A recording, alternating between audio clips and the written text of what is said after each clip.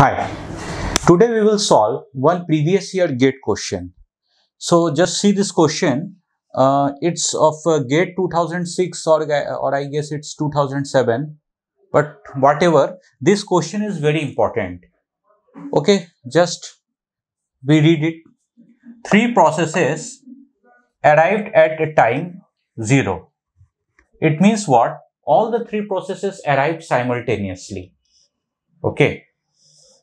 So it's a very important point in this question. All the three processes arrived simultaneously at the same time, because till now, whatever question we have solved, in all those questions, there had been different arrival times for different processes. But in this question, all the three processes have arrived at the same time. Fine. So here you see execution time is given for all the three processes 10, 20 and 30 units. Okay. Now you see important part of the question. Each process spends first 20% in IO, next 70% in CPU and last 10% in IO. So it looks a little bit complicated because here you see, here we have encountered with IO activities. Okay. But don't worry, the question is not that much difficult. What you are thinking, it's very easy. Okay. So you see, here I am writing, you see there are three processes, P1, P2 and P3. Let's assume the name of the processes as P1, P2 and P3 as nothing have been mentioned in the question. So here I write P1, P2, I think it will not be visible. I think I should go further this side. P1, P2 and P3. See, here there are three processes and the total execution time of all, before execution time, what's the arrival time of all these processes? All 0, 0, 0, 0. Fine. Now, what's the execution time given? 10 unit, 20 units and 30 units. So here execution time is, I should write EX. Okay, execution time given 10 unit, 20 units and 30 units. Fine. So you see, these execution times are divided into three parts.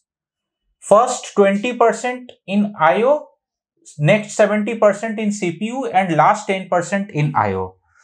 So each process will spend first 20% in IO, first 20% of its execution time in IO. It means what? 20% of 10 is 2, 20% of 2 is 4 and 20% of 30 is 6. Okay. Now next 70% with CPU. Okay. So next 70% will be spent with CPU. So now next 70%, it means what? What is the 70% of 10? It's 7. 70% of 20 is 14. 70% of 30 is 21. Okay. Just follow here very carefully because although it looks like complicated, but it's not that much complicated. It's very easy. And the last 10% again with IO. Each process will spend the last 10% again with IO. So last 10%, what's the 10% of 10? It's 1. 10% of 20, it's I guess 2. 10% of 30, I guess, no, it's 3. 3. Fine. So simple. So now after reading the question, we have drawn this table. Okay. So now see what's the next line. SRTF algorithm will be used. SRTF algorithm will be used. It means what? SRTF schedules a new process either when the running process gets blocked on IO or when the running process finishes its CPU burst. Fine. Here what will happen? So here what will happen? The yes, SRTF algorithm is used, and here it's some important points are written that SRTF will schedule new process either when the running process gets blocked on IO or when the running process finishes its CPU burst. Okay. So this point will be more clear when I will solve this question. So ultimately at the end they have one point they have also mentioned all IO operations are overlapped as much as possible. All IO operations will be overlapped. Okay, so it's a very important point. All IO operations will be overlapped, and ultimately they are asking about CPU idle time. Okay, so how to solve this question?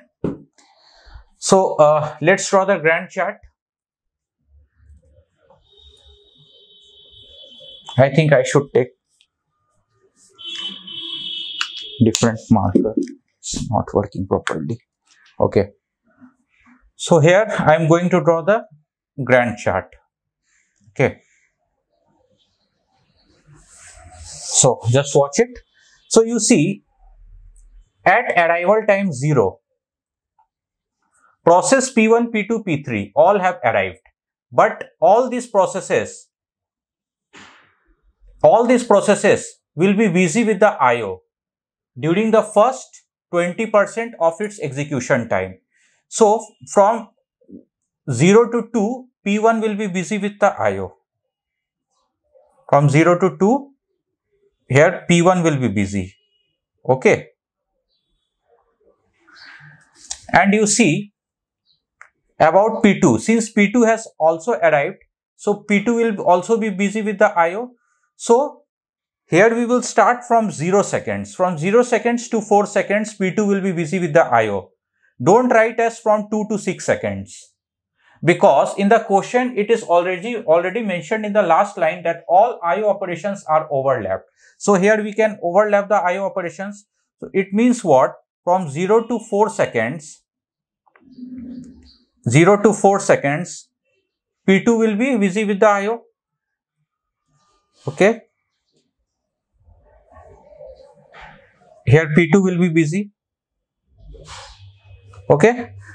And ultimately from 0 to 6 seconds, P3 will be busy with the IO. 0 to 6 seconds,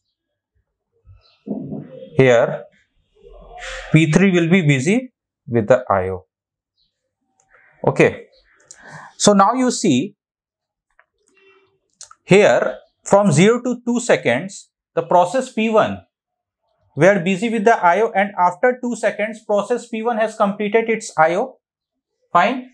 So here it's written after the completion of the 10% of the IO, I am talking about P2. After finishing its first IO, this one, now P1 will be given the CPU. Now CPU will be given to P1. Okay. So here you see the process P1 has completed its IO in 2 seconds. It means what? After that, process P1 will be given the CPU. Okay. So you might be thinking that from 0 to 6 seconds all the processes are busy with IO. It means what? After 6 seconds, here I should write P1. No, it's not like that. P1 will be, here CPU will be given to P1 at time 2 seconds. Although P2 and P3 are busy with IO activities during this time, but since P1 has finished its IO from 0 to 2 seconds, so now P1 can take the CPU. As I already told you in the process state diagram, you just see this figure. What I told you in the process state diagram, it's a RAM. Suppose 3 processes are there, P1, P2 and P3. Fine. And there is one CPU. Maybe P1 is busy with IO. Here P2 is busy with IO. Here P3 is busy with IO. If the IO task is completed for process P1, then irrespective of the fact whether P2 or P3 is busy with the IO, CPU will be given to P1. Although P2 and P3 are busy with IO, it doesn't matter. Since P1 is free now, it has completed its IO task, so you can assign CPU to P1. So here same thing is happening. You see. Should I rub this? Sure. Here same thing is happening. You see, here P1 completed its IO. So although up to 4th second and up to 6th second, P2 and P3 are busy with IO, it doesn't matter. Since P1 has completed its IO at 2th second, so now CPU will be given to P1. So here P1 will run. Fine. So P1 will run for 7 seconds. What's the CPU time for P1? 7 seconds. From 2 seconds to 9 seconds. Okay. Now here you see, here P2 has completed its IO at 4th second and P3 has completed its IO at 6th second. So now, since P1 has completed its CPU time, so now CPU will be assigned to other process. Okay. So since we are using SRTF algorithm, so definitely CPU will be given to P2. P1 has already finished its IO. P1 has already finished its CPU time. So now CPU will be given to P2. Okay, because P2 and P3 are left. Okay, and P2's CPU time is 14 seconds and P3 CPU time is 21 seconds.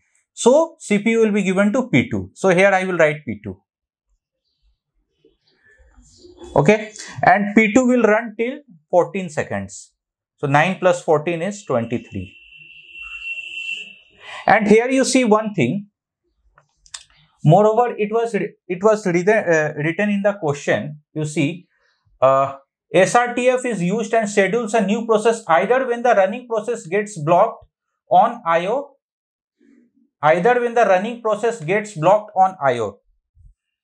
or when the running processes finish its CPU part.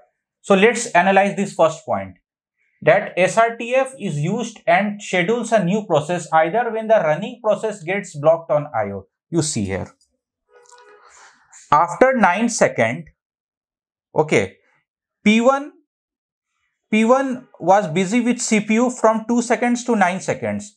Now again P1 request for IO. So now P1 will be busy with the IO again. So here P1 will be busy with IO for 1 second. So P1 is busy with IO means what? Wait block state. P1 will enter into the wait block state. As I already told you in process state diagram, when a process is busy with IO, then it will enter into the wait block state. So here P1 enters into the wait block state for 1 second. Okay, and it's also mentioned in the question, then when a process gets blocked, then on that time a new process can be assigned a CPU. You see, SRTF is used yes, and schedules a new process either when the running process gets blocked. You see here running process gets blocked. Okay, because from here to here process was running, P1 was running, and now P1 is blocked. Now P1 is blocked for its second IO, sorry. And also one thing is that, or when the running process finishes its CPU burst. Here you see the running process was P1, it has completed its CPU burst of 7 seconds. Now we can schedule the next process. That's why here I have written P2. Okay. So here P1 is busy with the IO for 1 second. From 9 to 10, P1 will again be busy with the IO. Okay, is it visible? I think. from 9 second to 10 second, but it doesn't matter, okay, because here P2 is running. So P2 has also completed its CPU burst. Now here, now again after completion of the CPU burst, now P2 will be busy with the IO for 2 seconds. Here P2 will be busy with the IO for 2 seconds. Since P2 has completed its CPU burst, so the CPU will be assigned to process P3. So here I will write process P3. Okay. And process, the burst time of process P3 is 21. So 23 plus 21, it will be 44. Fine. Now here you see, from 23 to 25, from 23 to 25, P2 was busy with IO, but it doesn't matter. Okay. Now, you see here process P1 has completed its IO, CPU and IO again. Process P2 has completed its IO, CPU and IO again. This one is the IO, last IO of process P2. Now process P3 has completed its IO, first IO for 6 seconds here. Then again 21 seconds CPU burst, and now 3 seconds are left. So here now these 3 seconds from 44 to 47, P3 will be busy with IO. Okay. So this is the grand chart. And here you see that from 0 to 2 seconds, the CPU is not being utilized, because from 0 to 2 seconds, all the processes are busy with IO. So at this time, CPU is idle. Fine.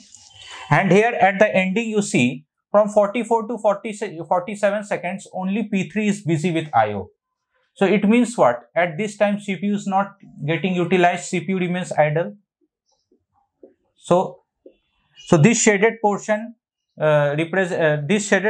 portion indicates CPU idle time. So what is the CPU idle time? So actually the question asked CPU idle time in percentage. Okay. So out of 47 seconds, from 0 to 47 seconds, how much time the CPU was busy with IO? 2 seconds, and here 3 seconds. It means what? 2 plus 3 is equal to 5 by 47. Let's convert it into the percentage. Here multiply with 100, and approximately 10.6% is the answer. This is the percentage of CPU idle time. Fine. So I hope you got it. Okay.